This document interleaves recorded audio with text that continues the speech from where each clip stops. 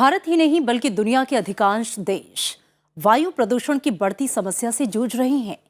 वायु प्रदूषण पूरे वैश्विक समुदाय के लिए एक प्रमुख चुनौती के रूप में उभरा है। मौजूदा वक्त में वैश्विक स्तर पर हालात इस कदर खराब हैं कि विश्व की लगभग 90% से अधिक आबादी प्रदूषित हवा में सांस लेने के लिए मजबूर है। दम घोंटू हवा ने लोगों का जीना मुहाल कर रखा है, क्योंकि एयर क्वालिटी लगातार खराब होती जा रही है। कारण सबको पता है। आजकल आपको अखबारों या टीवी चैनलों पर खूब सुनने को मिल रहा होगा कि देश के अधिकतर इलाकों में एयर क्वालिटी इंडेक्स यानी कि AQI 300, 400 या 500 के पार है। ऐसे में आपके जहन में एक सवाल जरूर उठता होगा कि ये AQI क्या है और इससे हवा की गुणवत्ता को मापा कैसे जाता है। तो आज टेक क्लास में हम आपको यही बताएंगे। नमस्कार, स्वागत है आपका। मैं हूं आपके साथ अमृता चौरसिया। AQI यानी कि एयर क्वालिटी इंडेक्स, जिसे वायु गुणवत्ता सूचकांक भी कहते हैं, दरअसल ये एक नंबर होता है जिसके जरिए हवा की गुणवत्ता कितनी खराब या कितनी बेहतर है इसका पता लगाया जाता है। भारत में AQI को मिनिस्ट्री ऑफ एनवायरनमेंट, फॉरेस्ट और क्लाइमेट चेंज ने लॉन्च किया था, जिसे एक संख्या, एक रंग, एक विवरण के आधार पर लॉन्च किया गया। इसका कारण यह है कि देश में अभी भी बहुत बड़ी आबादी ऐसी है जो शिक्षित नहीं है, इसलिए उन्हें प्रदूषण की गंभीरता को समझने के लिए इसमें रंगों को भी शामिल किया गया। रीडिंग के आधार पर AQI को 6 कैटेगरी में बांटा गया है। AQI जितना अधिक होगा, हवा उतनी खराब होगी। अगर AQI 0 से 50 के बीच में है तो इसे अच्छी श्रेणी में रखा जाता है। अगर 51 से 100 के बीच में है तो ये संतोषजनक है। 101 और 200 के बीच में है तो ये मध्यम है। 201 और 300 के बीच में है तो ये खराब है। 301 और 400 के बीच में है तो AQI बेहद खराब की श्रेणी में आता है। वहीं AQI अगर 401 से 500 के बीच है तो ये बेहद गंभीर श्रेणी में माना जाता है। अब बड़ा सवाल ये है कि AQI को मापा कैसे जाता है। इसके लिए एक फॉर्मूला तय है।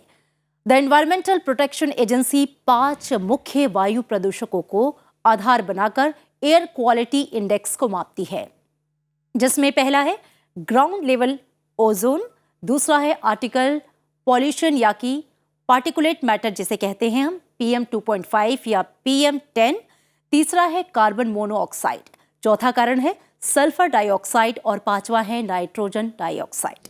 हवा में मौजूद इन सभी तत्वों की मात्रा के आधार पर यह तय किया जाता है कि वायु का AQI कितना है। इसके लिए एक खास तरह के डिवाइस को शहर के अलग अलग जगहों पर लगाया जाता है। इसकी रीडिंग के आधार पर लोगों को स्वास्थ्य संबंधी दिशा निर्देश भी जारी किए जाते हैं। वायु की गुणवत्ता मापने के इन सभी पैरामीटर्स में आपने PM10 और PM 2.5 का नाम सबसे ज्यादा सुना होगा। अब आप इसे समझना जरूर चाहेंगे। PM यानी कि पार्टिकुलेट मैटर, इसमें PM10 उसे कहते हैं जिन कणों का साइज 10 माइक्रोमीटर या उससे कम होता है। इसमें धूल, गर्दा और धातु के सूक्ष्म कण शामिल होते हैं। PM10 धूल, कंस्ट्रक्शन, कूड़ा और पराली जलाने की वजह से बढ़ता है। वहीं PM 2.5 हवा में घुलने वाला वो छोटा कण है जिसका साइज 2.5 माइक्रोमीटर या उससे भी कम होता है। PM 2.5 का स्तर ज्यादा होने पर धुंध बढ़ जाती है और विजिबिलिटी जो है वो बेहद कम हो जाती है। PM10 का सामान्य लेवल जो है वो 100 माइक्रोग्राम क्यूबिक मीटर होना चाहिए। वहीं PM 2.5 का नॉर्मल लेवल 60 mgcm होना चाहिए। इससे ज्यादा होने पर यह काफी नुकसानदेह हो सकता है। इसका अनुमान आप ऐसे लगा सकते हैं कि अगर एक व्यक्ति का बाल लगभग 100 माइक्रोमीटर का होता है तो बाल की जो चौड़ाई यानी कि जो मोटाई है उस पर PM 2.5 के लगभग 40 कणों को रखा जा सकता है।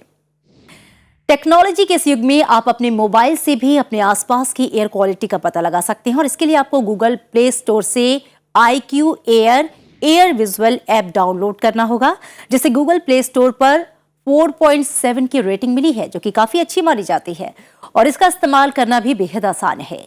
ये ऑटोमेटिक है, आपकी लोकेशन को डिटेक्ट करेगा, आपके आसपास का प्रदूषण लेवल जो है वो आपको बताएगा और इतना ही नहीं, इससे आपको हवा की गति और तापमान की भी जानकारी मिलेगी। तो आज की टेक क्लास में इतना ही। अगले हफ्ते आपसे फिर मिलेंगे किसी नए टॉपिक के साथ। दीजिए इजाजत। देखते रहिए सनसद टीवी। नमस्कार।